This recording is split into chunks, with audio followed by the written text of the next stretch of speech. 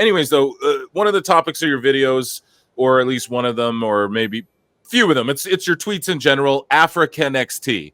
Now, just to dive right into it, right? You know, NXT, man, I don't know if we talked about this last time, really, because it's really, like, were you on last time was it before or after Sexy Red was on NXT? Jeez, I know it was right around that time. Yeah. It might have been a little after, but I don't know for sure.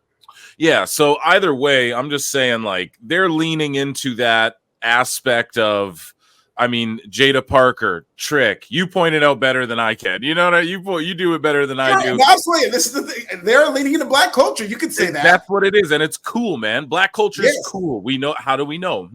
Society. Look at society in general. Look at the music everybody listens to. Look at the way people talk on Twitter. Look at everything, you know?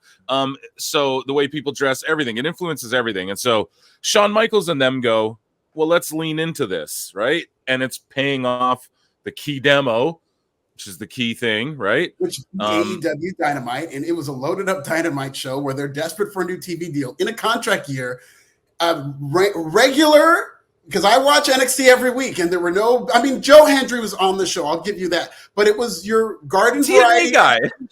Yeah, exactly. It was a garden variety NXT show, and it beat AEW Dynamite. And I can say, completely honest, like, I watch NXT every week, and for years, more times than not, Dynamite was just a better show. It had the bigger stars, it had more put into it, the bigger salaries on the roster.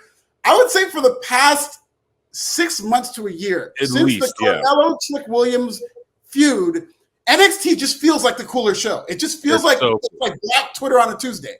Yeah.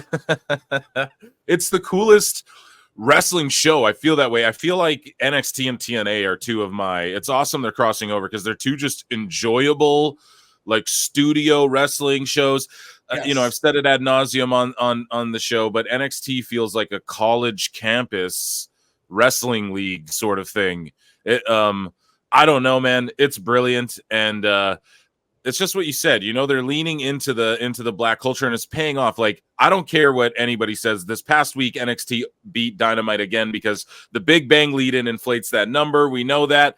Look at the key demo. You look at the numbers are like neck and neck. NXT, probably the whole roster, probably, and I caught heat for this. This is what Eric Bischoff actually retweeted and applauded me for, though. But I caught a lot of people got mad at me too for saying, you know, like, the NXT roster and the entirety of the roster probably costs less than Mercedes Moné contract alone. Yes. Or like both, you know, one of the Bucks' contracts alone. And look at what they're doing with this product. You have Swerve as the champion over on AEW. And he's like, you know, the culture and all of these things. We're not seeing it so much. I don't know if it's him. I don't know if it's, but we're not seeing them lean into what is clearly working over on this other side of things. And I don't know. Just give me your thoughts on that. Like, what the hell is going on in AEW with Swerve, basically, is what I'm getting at. And why can't they figure out what Shawn Michaels been able to what, like, most of society's been able to, like, put their finger on the pulse of? Like, what's going on there in your opinion? I love that Swerve is the champion. Mm-hmm.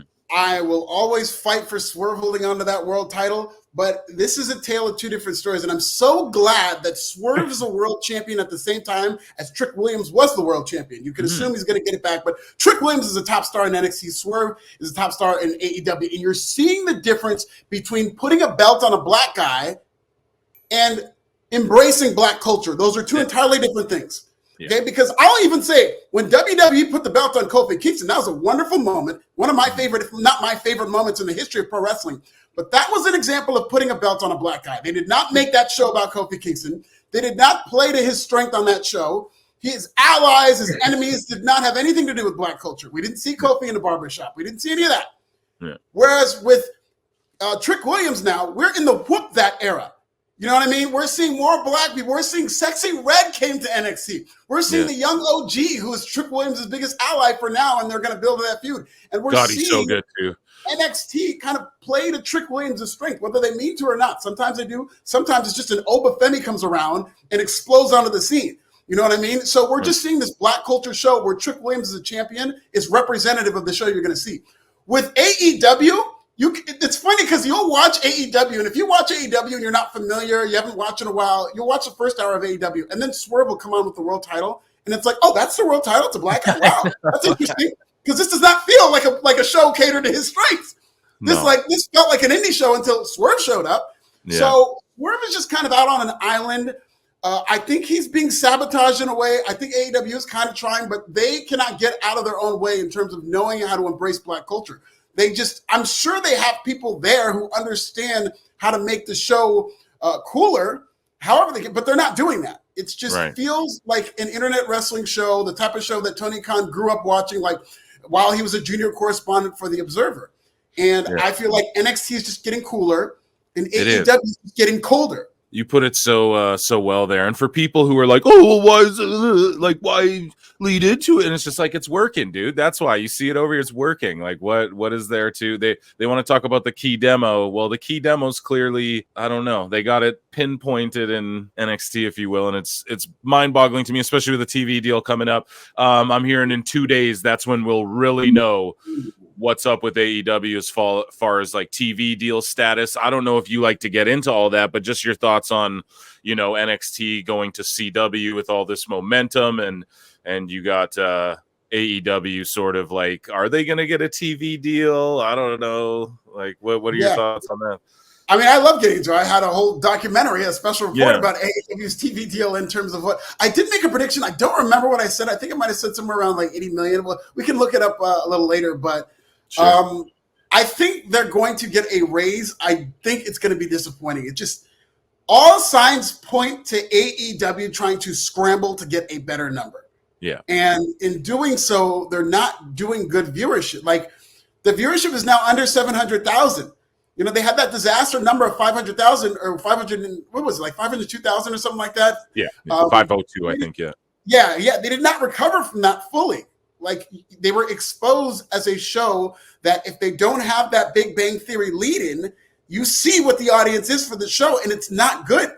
It's funny because I would like to do a study of if you just kind of did a simulation of what would AEW do on average without that Big Bang Theory lead-in compared to NXT. I would mention it loses every time. It loses every time. And then they tried to be like, oh, well, Black Panther was the lead-in, and it was Juneteenth. And it's like they're doing the opposite of when NXT's doing. It's like, no, it's Black Panther. It's Juneteenth. It's like they were blaming everything black. It's Dr. Umar's fault. That's what happened.